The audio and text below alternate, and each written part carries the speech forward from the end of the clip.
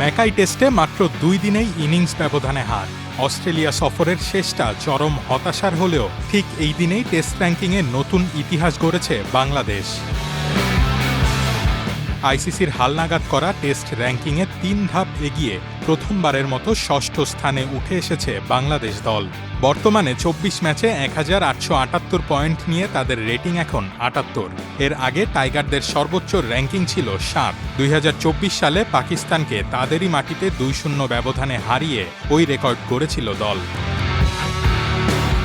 বাংলাদেশের এই বিশাল উত্থানে কপাল পুড়েছে বেশ কয়েকটি দলের। এক ধাপ করে পিছিয়ে 7-এ নেমেছে শ্রীলঙ্কা, 8-এ পাকিস্তান এবং 9-এ ওয়েস্ট ইন্ডিজ। এছাড়া পেছনে পড়েছে জিম্বাবুয়েও। তবে র্যাঙ্কিংয়ের সেরা 5-এ কোনো পরিবর্তন আসেনি।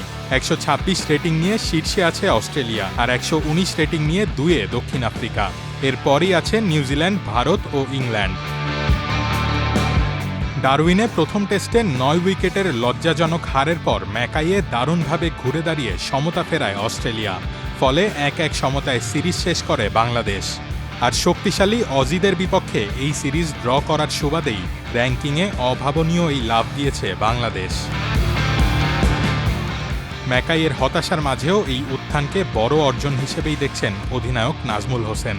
তার মতে শেষ টেস্ট ম্যাচটাতে ভালো খেলতে পারলে খবরটা আরও মধুর হতো।